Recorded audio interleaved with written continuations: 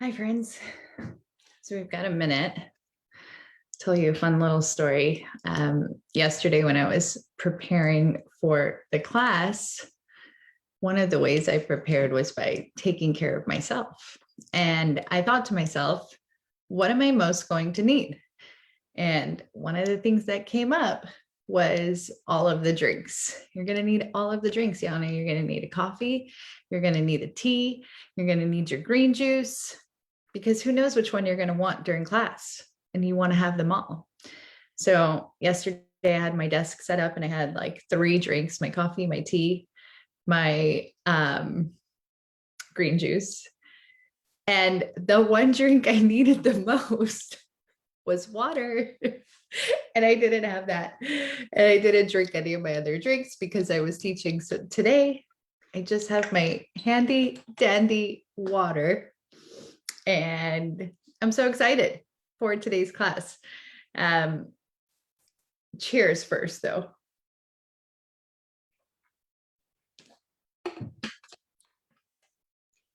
All right, friends. I am all about not wasting any time. So if anyone is here, if anyone's live watching, I've got the comments on. Go ahead and drop a comment. Let me know that you're here. Would love to know. Of course, if you want to join the actual live Zoom, I dropped that link in the group first thing this morning. So thank you for those of you who are joining live. Keep it on speaker view. We've got Jacob joining again today live. Thank you so much. Okay, like I said, let's not waste anyone's time. It's 10:01.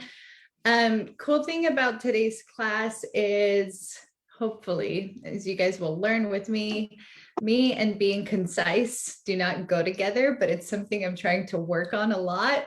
So I'm going to try to be a little bit more concise, and that way I'll leave a little bit of room at the end of the class for anyone. If you want any coaching on anything that's come up, if you have any questions, if anything is coming up for you and you want more clarity, yesterday's class, today's class, hopefully we'll have a little bit of room for that at the end.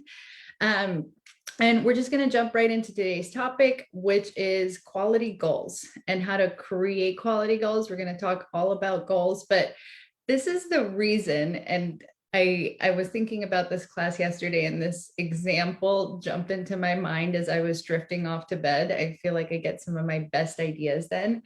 And this was the example that came up for me in terms of why quality goals are so important.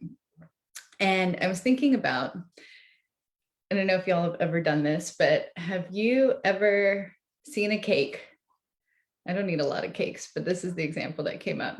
And it has like the most beautiful icing, and it just looks wonderful. And it's all just looks so delicious on the outside, so well decorated, so beautiful. And then you cut yourself a slice, and then you go in and you take a bite, and the inside of it is like disgusting. And you don't want to eat the cake at all.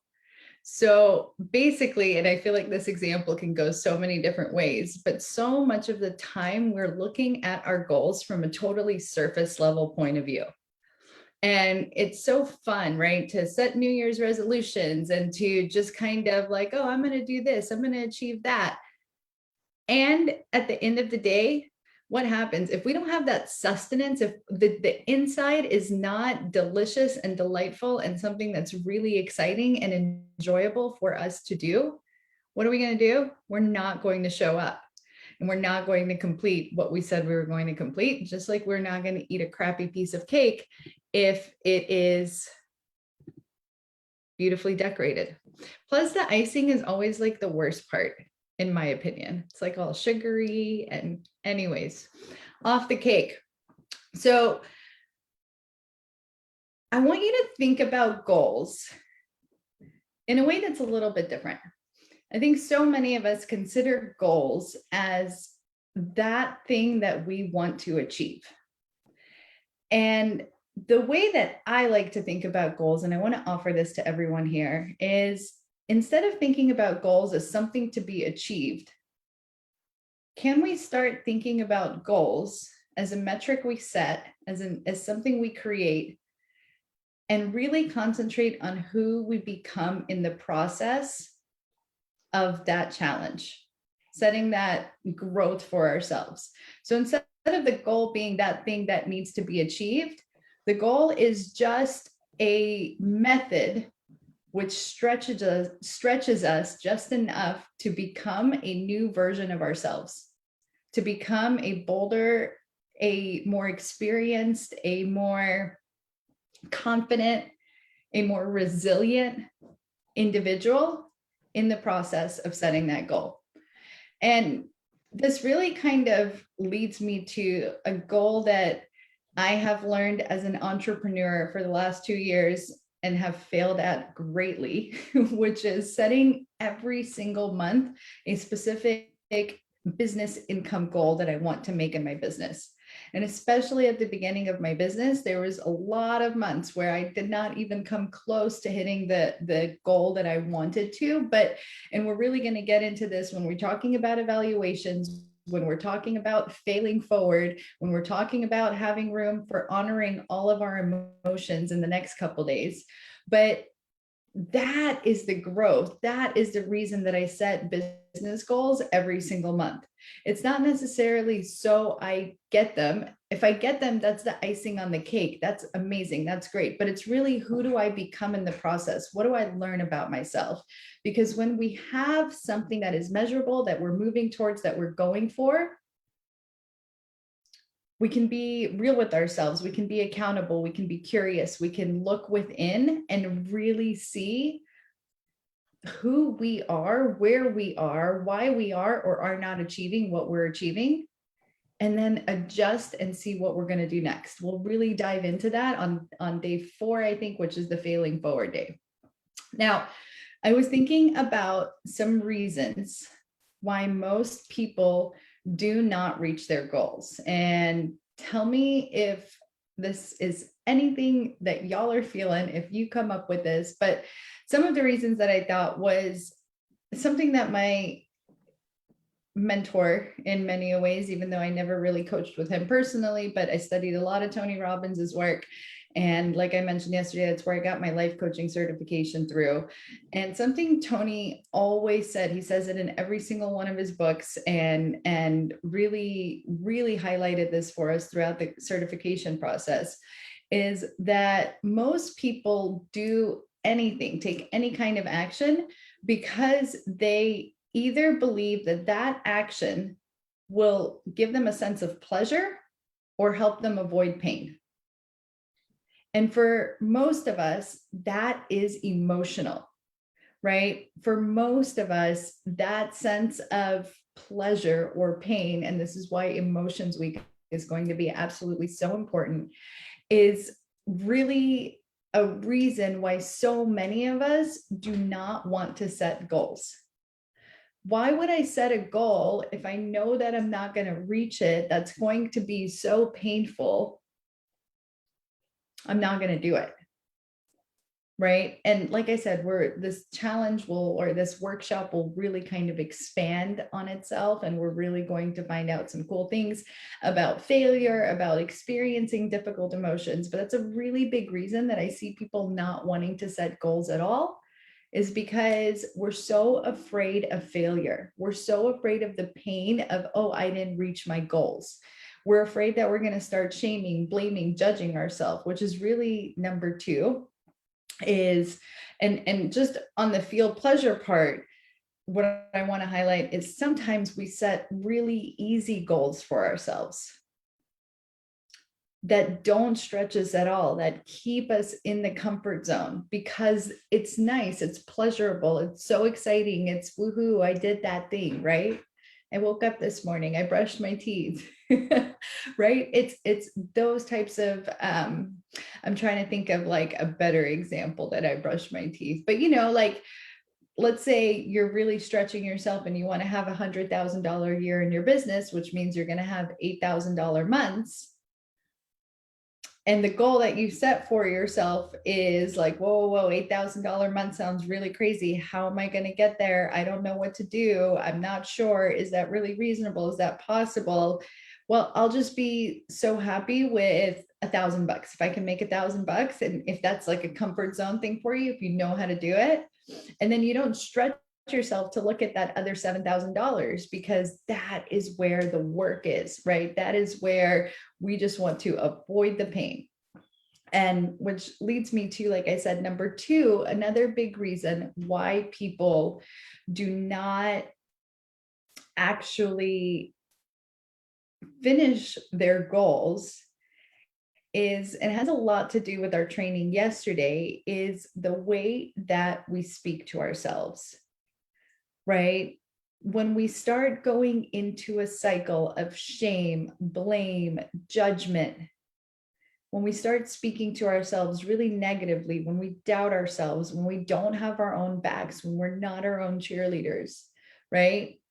We set a goal at the beginning of the year, and then by February, everybody's done with their New Year's resolutions. And I know this pattern so well. How many times have I told myself, oh my gosh, I'm going to quit smoking weed. I'm going to do this tomorrow. I'm going to so on and so forth. And then tomorrow I wake up and I don't do it. And I'm like, God, see, you're such an incompetent. You'll never get this. You're stuck with this life and everything's always going to suck, and you'll never lose the weight, and you'll never have your dreams. And we talk to ourselves like this, y'all. How is that helpful in helping us get to our goals, right? I made a little video yesterday on Instagram. No amount of shit talking yourself is going to help you get to your goals faster. We have to change this conversation. So that is the importance of really having our own back, being our own safety net. And I have a video inside the guides on, I think the guide is called Radical Self-Love. And the opposite way to speak to ourselves to change that conversation is really talked about in this video, which is with awareness and curiosity. And I want you guys to take a peek at this video and really start changing the conversation there. I don't want to take up so much time in this class, given that there's additional resources, right? But one of the things that curiosity does is that energy of being curious is almost like a zoomed out observer point of view, right? It's like watching ourselves and being like, oh, I wonder why I did that. I wonder what I could do differently. What led me to avoid wanting to pursue that? What led me to not look so closely into that, et cetera, et cetera, et cetera. And really having awareness of ourselves from a curious place. And curiosity is really gentle, it's kind, it's loving, it's like a playful little kid, right? Just exploring the great outdoors. Sure, they might get hurt. Sure, they might not know how to ride that bike, but they're so ready to get on it and continue trying. And that's the energy of curiosity. Let me see what I can do. Let me see what I can accomplish. Let's see how this will play out, right? So if you're finding yourself in a big cycle of shame, blame, judgment, guilt, definitely go into watching that awareness and curiosity video and some of the other videos in that Radical Self-Love Guide. The next reason, such a big reason why we do not achieve our goals, is because of all or nothing thinking. And my perfectionists will know this tendency really well. I 1000%, this used to be me, where it's like, oh, if I can't do it all, I might as well not do it at all. Right.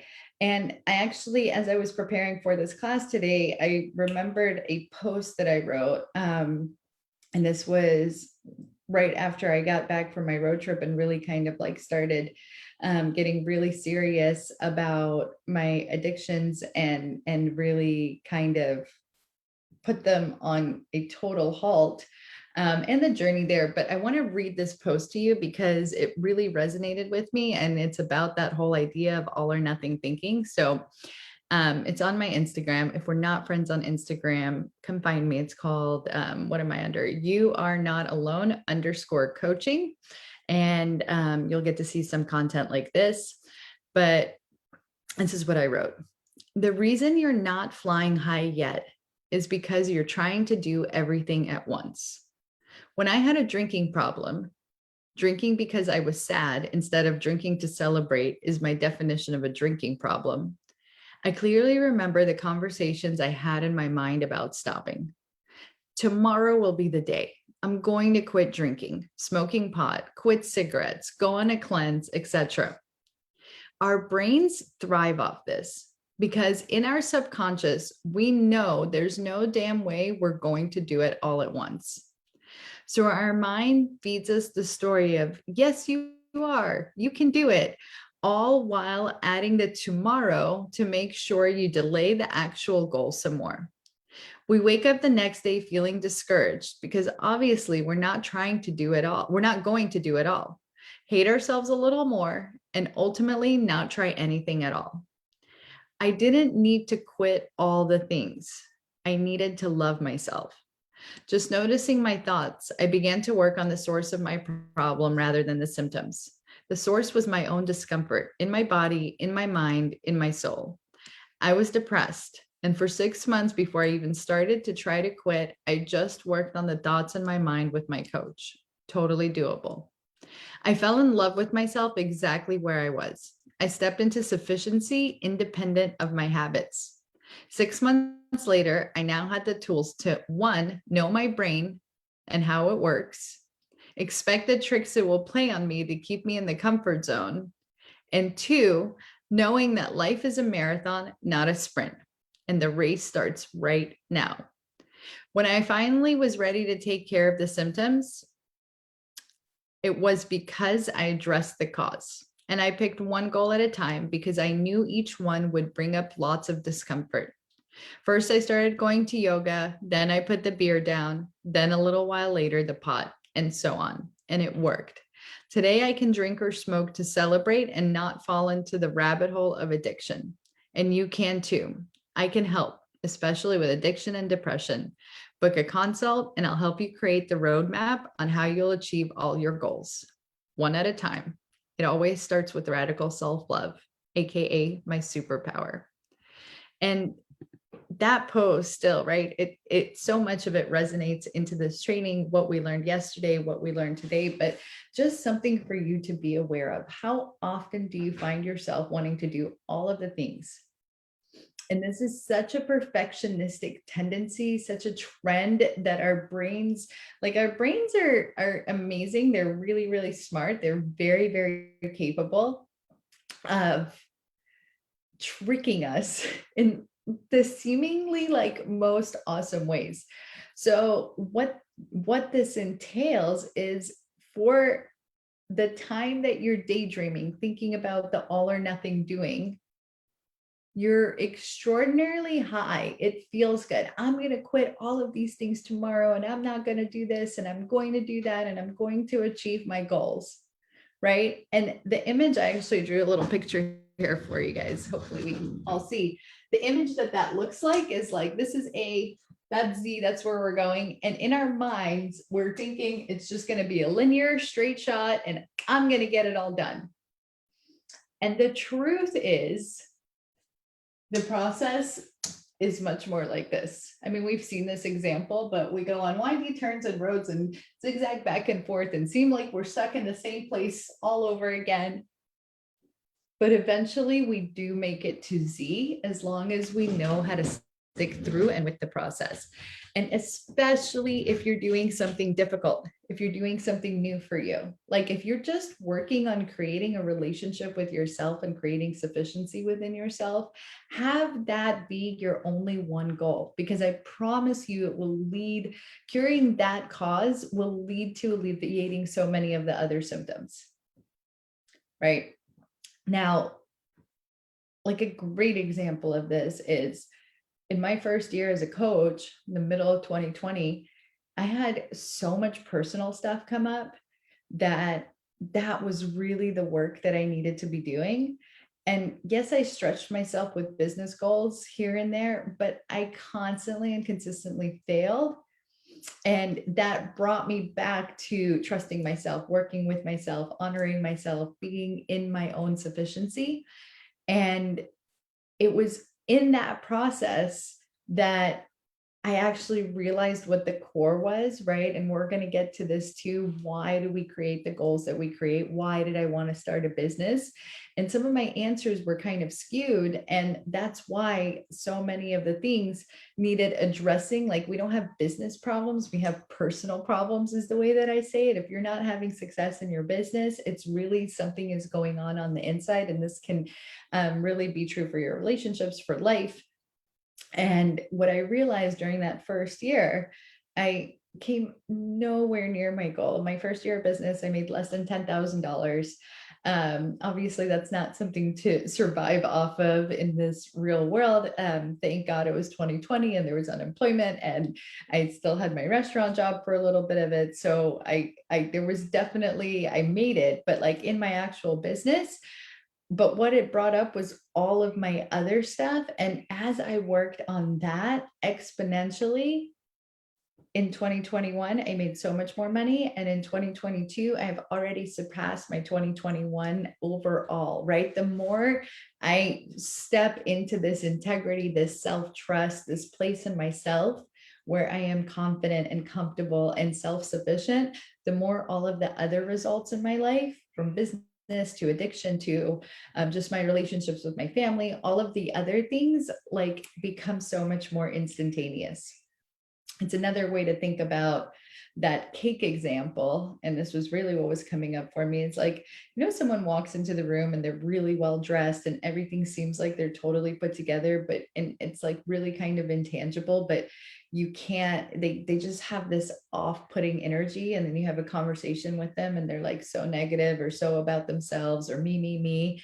And you're like, God, like that person is so beautifully dressed, so put together, but like on the inside, it's like a rotten cake, right? Like, why would I want to hang out with that person? And then there's the individuals who don't have any icing on the cake, right? And they could be in workout clothes and gym clothes and just be done with a day at the gym. And they walk in and they're like into a room and they're like the strongest energy in the room. Everybody's fluctuating, like, or what's the word I'm looking for? Everybody's like wanting to kind of buzz around. Like they have this aura, this presence, and it has nothing to do with the physical appearance. Everything in that has to do with our relationships with ourselves. Like you can instantly, energetically feel what someone's presence with themselves is like on the inside. So if you're wondering, like, why don't people like me? Why can't I get along with people? Why, like, I'm a nice person, everything, like, why don't I have friends? Why do people feel like they're like, things are getting pushed away? How much are you pushing yourself away from you, right? How much do you not like yourself? Ask all of those questions to yourself and really see what the inside of your cake is made out of. Okay, that was a little bit of a tangent. Concise, remember? All right. Number 4 and number 5, we're going to, so these are reasons why people don't reach their goals. We're going to really address here today. This is going to be the sustenance of the what you can do differently in today's class. So number 4 is people are not sure how to measure or gauge their success. So we just don't have good metrics, good numbers, a good strategy, especially for intangible goals. Like I just want to feel better. I want to improve my relationships. We don't have a good system for that. I'm going to give you a really great system today. And the other reason, number 5, is going to be we don't have a clear why. So we hear this all the time in the personal development space, know your why. And the reason we hear it is because it really is, right? What's on the inside? What is your relationship with your goal, right? Like if you had a partner and many of you do have partners, or theoretically, if you want to get married to somebody and the reason you want to get married to them, or the reason you are married to them, is pretty shallow, or it's not a why that's enticing. It's not a why that's a really beautiful why. That relationship is going to reflect that, right?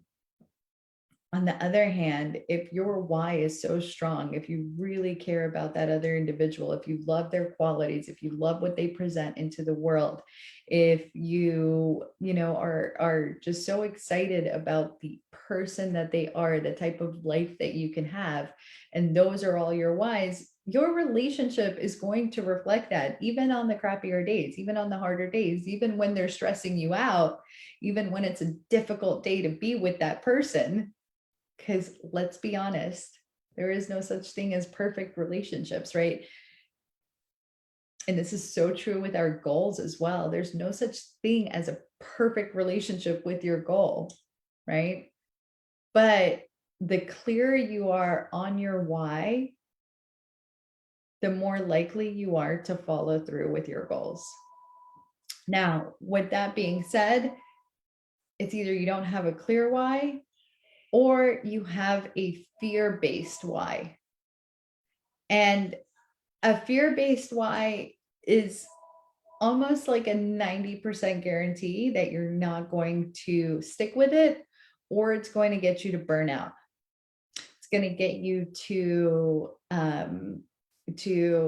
so you know what, let's just go into that, because that is the next part of this today. So I'm going to give you a personal example that has happened to me recently.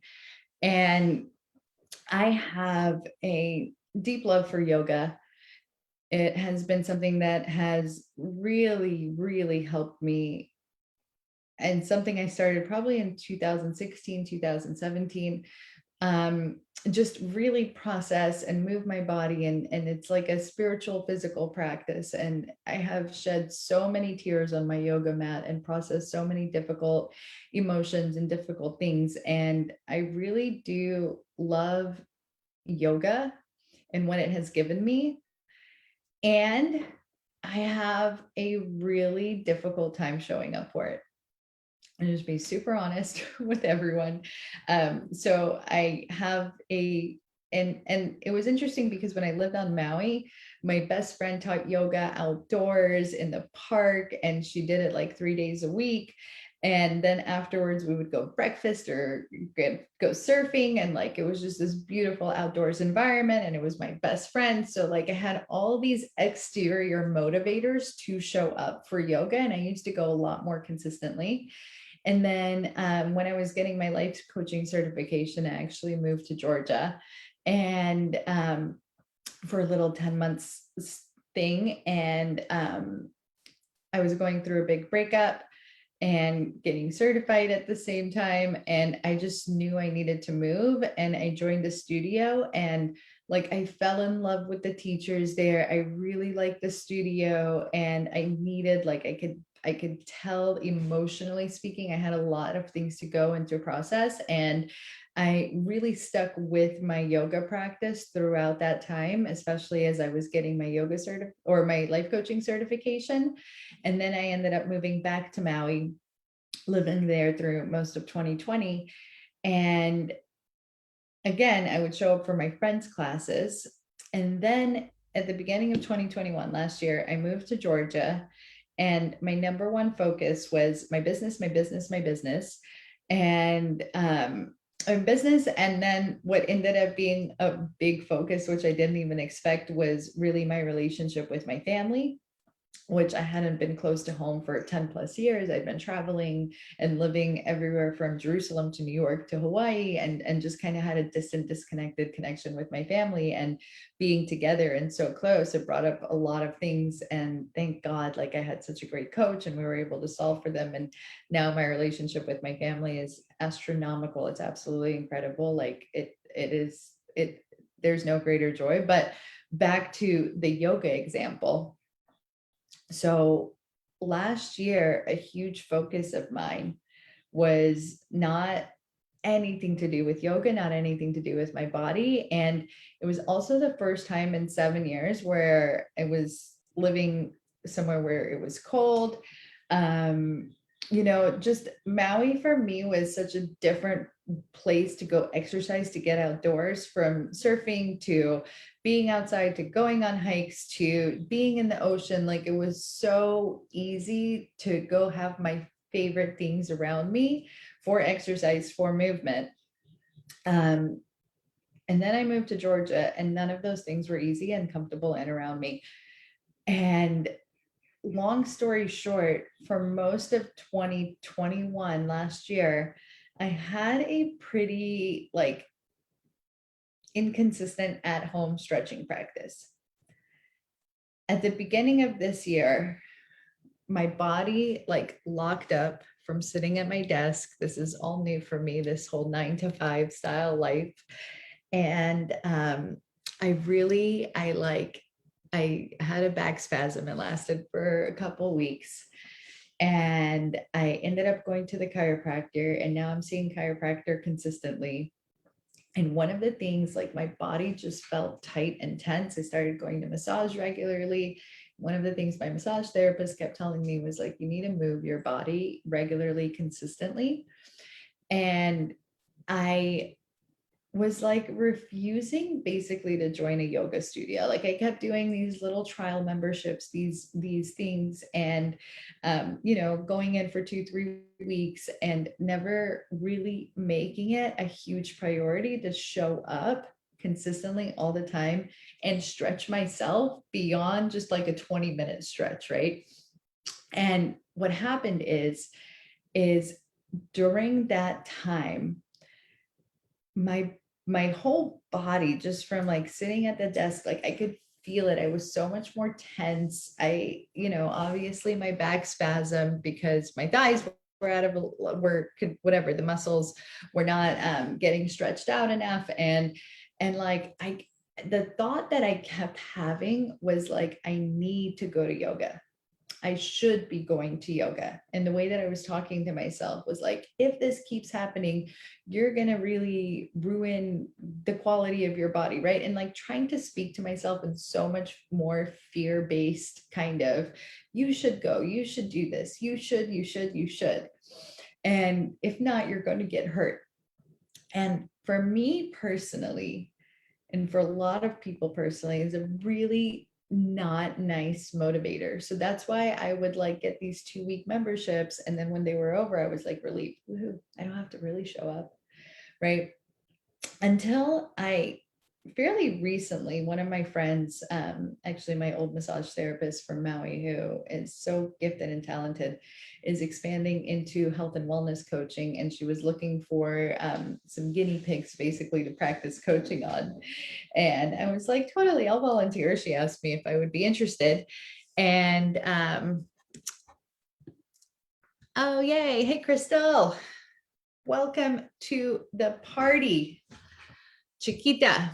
Okay, sorry, just had someone joining via live on Zoom. So grateful you're here. Anywho, so I had a call with my friend who's now in health and wellness coaching. And I was I'm really wanting to look at my relationship with this goal of going to yoga.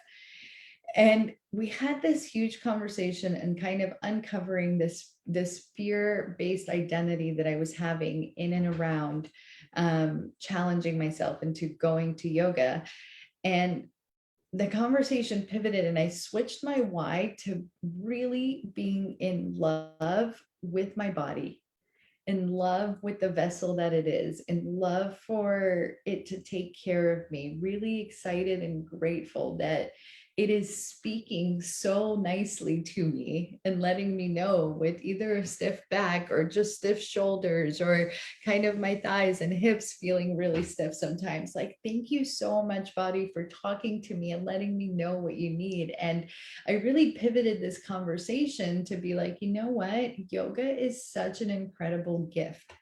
It is such a beautiful gift that I can give to myself. Why? Not because I'm afraid of getting hurt, but because I love my body, because I want the longevity of it, because I want to take care of it, because I'm so excited to be in this vessel, because it carries me around, because it lets me do my work in the world and deliver these classes to you all and be here with you all.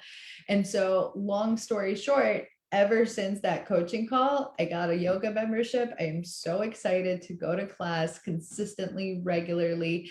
And it's because that why was so much based on love rather than fear. So that the goal is the same, but the question is what's your internal motivation? What's really going to get you there? And if you're anything like me, now for some people, fear works really well. I still want to say, I really don't know if fear is the best for our nervous system and for our overall disposition in life.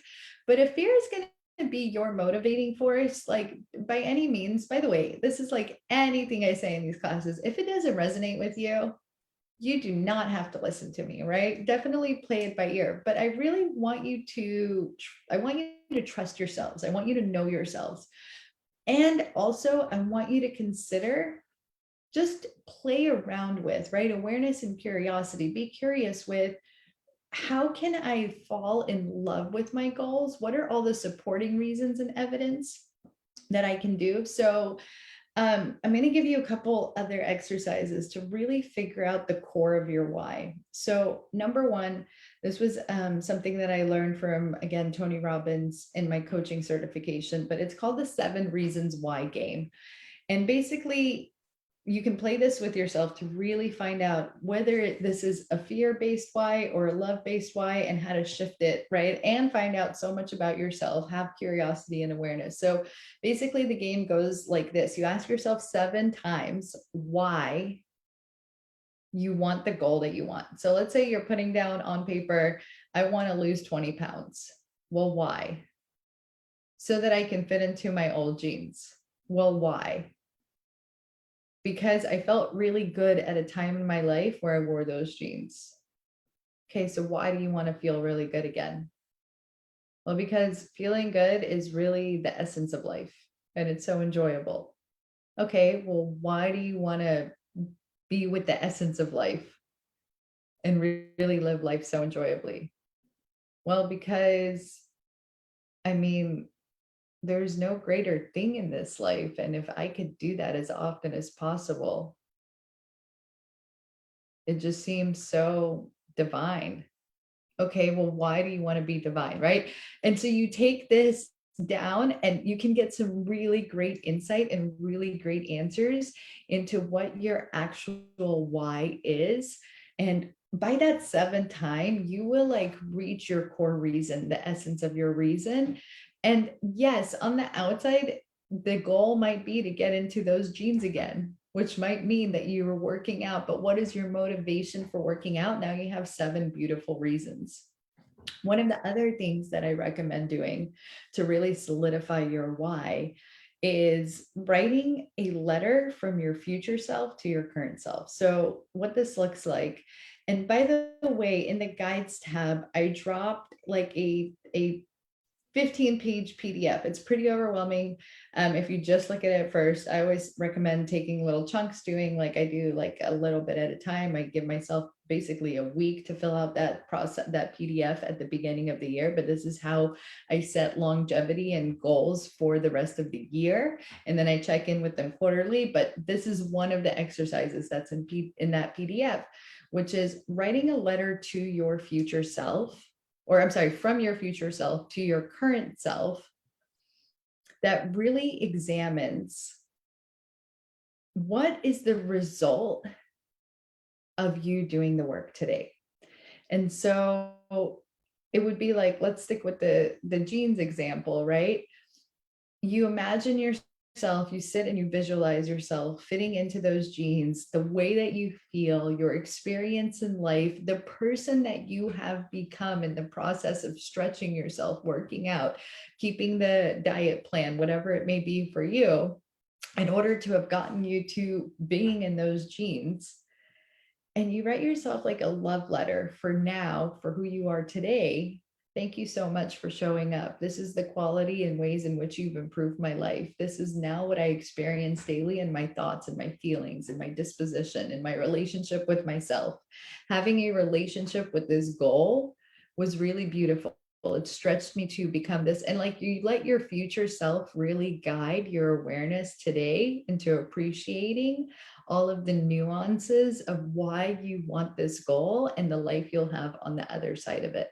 So that is a really great option for really getting clear on your why and having a solid why, and a couple really great exercises for you all to really create that quality goal that you're going to show up for. Now, the second thing that I mentioned is why people don't set up goals for themselves at all whatsoever. Could be because we don't have a way of measuring them, right? And especially if we're all or nothing thinkers, it's like I either succeeded or I didn't succeed. And then we beat up on ourselves. And so the next part of this is really going to be how to measure your goals. And the more measurable your goals are, the more quality of a goal they'll be, because you'll really have a way to be in that relationship with your goal, which is so important. And this same exact measuring process works for both really tangible goals and really intangible goals. So what I mean by really tangible goals is those goals that are like already numbers based, already really easy to measure. I want to lose weight. So losing weight seems abstract, but you can measure a goal by saying, I want to lose 20 pounds over the next 5 months. And then that's a measurable goal. You know what your metrics are. You can actually divide it down into, that means every single month, I'm going to have to lose just about 4 pounds. That means every single week, I'm going to have to lose 1 pound. Oh my gosh, that sounds so doable. I can totally do that.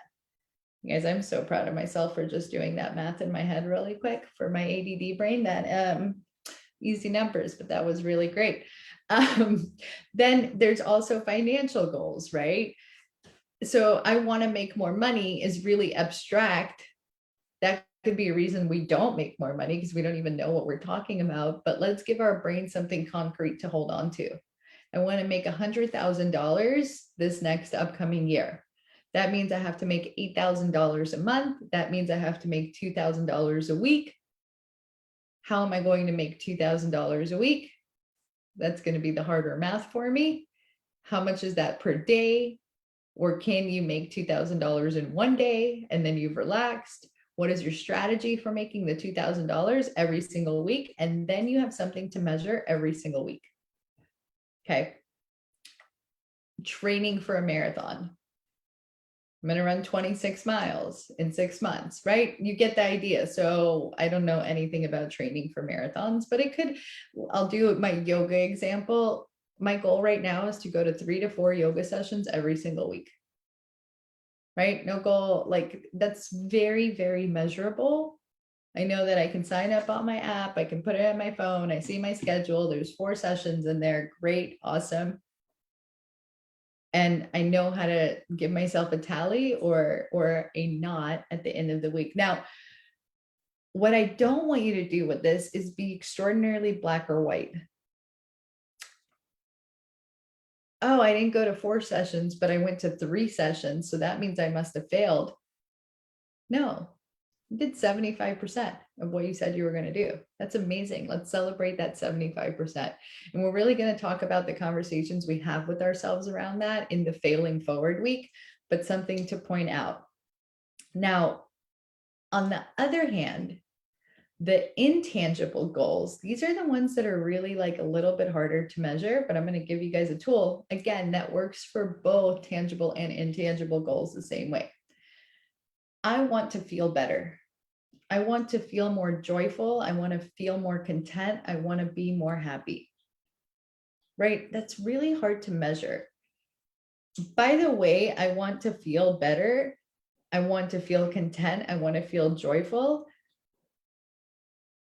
For me, that is the most important goal anybody could ever have in their life. And it should be a goal I don't like to use the word should often, but I truly believe it should be a goal for absolutely everybody, because we deserve happiness, we deserve joy, we deserve contentment. And that is what we were created for in this life. And every single one of us has access to it. So, like, if you're looking for a goal to put on your list, that's where I recommend you start. Because when you have that, everything else becomes so doable. Okay. But back to the topic. It's a little more intangible. How do we measure that? I want to reduce my anxiety. Okay, great. How do we measure what reduced anxiety looks like? I want to have a better relationship with my spouse, my parents, my friends. Okay, how do we measure better relationship? So this tool is really easy, really awesome, and it's called a 1 to 10 scale. And it gives us a numerical metric for measuring even our intangible goals. So the way that it works is you define your own scale. So and I use 1 to 10 scales for so many things because it is such a great awareness tool. So 1 on the 1 to 10 scale, if you really want to, you can go with a 0 if it makes you feel better. But we're always at a 1. We're showing up. Anybody who's running a 1 to 10 scale is never at a 0. I just want to point it out that way. So a 1 would be like, oh, I really didn't show up. I felt like, I want to reduce my anxiety. So a 1 could be, you create the labels for your own scale, but a 1 could be like, I had anxiety every single day. It was very full on. It meant that I didn't show up to the meetings that I was going to show up at. I didn't answer my text messages or phone calls because I was too anxious to do so. I experienced these and these physical symptoms that are in and around my anxiety. I had a lot of heart palpitations. I had a really big racing mind. I ended up staying in bed, right? Like, you define what 1 looks like for you as not reduced anxiety at all whatsoever. A 10 is like, hell yeah, I totally reduced my anxiety. I was able to show up for all of my meetings. I was able to answer all of my phone calls. I barely had any physical symptoms of the anxiety. I felt really calm, at peace, at ease, right? You want to define and measure what that 10 is for you. It's so important. What does feeling joyful, content mean to you? How would you actually feel inside your body? What would that experience be for you? And you create this 1 to 10 scale. And then a 5 could be like, you know what, it was way better than a 1, but I still felt some heart palpitations. I definitely had sweaty palms. I maybe answered half of my phone calls, didn't answer the other half, so on and so forth. So you have an actual metric. And then all you have to do is, at least and we're going to get on how to evaluate your goals, how to move forward from failure, right? Again, remember, it's not linear. It's much more like that in this process. But at least here, this is giving you a measurement. So every single day you could be like, hey, where am I on my scale with anxiety? 1 or a 10 or something in between. Usually I feel like a 6 today. I feel like a 4 today. I feel like, and just start tracking it. And this is a way that you'll now have a system for measuring something that's immeasurable. And our brains, our bodies, we love, like, especially if you put it up on a big calendar that has the full month in front of you, and you just write a little number, 1, 2, 3, 4, 5, 6, 7, 8, 9, 10, whatever it is for each day. Then you could look at your calendar at the end of the month and be like, oh my gosh, I was mostly at 8s or 7s. Yeah, I had a couple days that were like 2s, 3s, really big anxiety, but for the most part, I was like a 6 to an 8. That was a great month. And you can start giving yourself some kudos and some credit. You can do the same thing with your relationships. How are you going to define full success, right? So even for me, going to yoga 4 times a week, in class, in the studio right now, that's a 10. Going 0 times a week, that's a 1. If I show up 1 time, that's what, a 2.5? 2 times, that's a 5. So I can, what's my scale? What did I do this week, this month, right? And the other thing about having a calendar or having something where it's visual and right in front of you is that once it becomes, even if the reward is like just writing it on the calendar and being able to look at it and be like, oh, I was mostly at 7 or 8s. That is natural, beautiful motivation. And our brains love this stuff. Like we really want to be, oh, like have a visualization and say, whoa, look, I really did lower my anxiety. I can prove it to myself. So fun, right? And that natural stimulus, that natural reward. So today is all about creating quality goals. I'm not going to overstretch it because I promised a little bit more time. So when we're going to talk about emotions, regulating our emotions tomorrow, failing forward, evaluating our results, I'll talk about some of these motivational factors for how to really stimulate and get yourself amped up for wanting to achieve your goals, even more so, even when it's difficult. That's one of the tools we'll really dive into more so. But for today, having that measurable quality goal is the most important part of this process and today's lesson to help you overcome not setting goals at all. Because having goals, setting goals, stretching yourself to be in relationship with your goals is 1000% part of this process of really creating lasting change. What change do you even want to create? Right? You got to know. We got to have a little awareness and a little curiosity there. Okay, that'll wrap up today's class. Crystal, you're on Zoom. I don't know if you want to join the discussion. If you want to, if you have any coaching, any questions about any of the materials from the last 2 days, we'll keep that the conversation around that. Feel free. I see you unmiked. I think I would love to have your input. If anybody else is watching, has questions, wants to write them down in the comments, I have the next 10 minutes to answer. I don't have any questions or comments. You know, I'm here listening. You know, we've discussed goals and all of that stuff outside of my personal. So I just enjoy. If not, everybody. That's totally not a problem. Yeah. Because it's just not. No. I don't want to put anyone on the spot. I know a lot of you guys are tuning in for the replays. This time of day isn't the most convenient day for everyone. So yeah, we might change that up a little bit. So definitely not a problem. Let's just end it early. Everybody enjoy, relax, go take 10 minutes to do a little bit of homework, right? And think of a goal, one goal at a time that you really do want to achieve over this process, and think of a measurable way that you can really put it on a sliding scale so you can start having awareness of the ebb and flow of where you are and where you're going. Think about the relationship, your why that you want to have with this goal. How about that? All right, y'all. I hope you have a beautiful day. Until next time. Thank you. You too. Bye.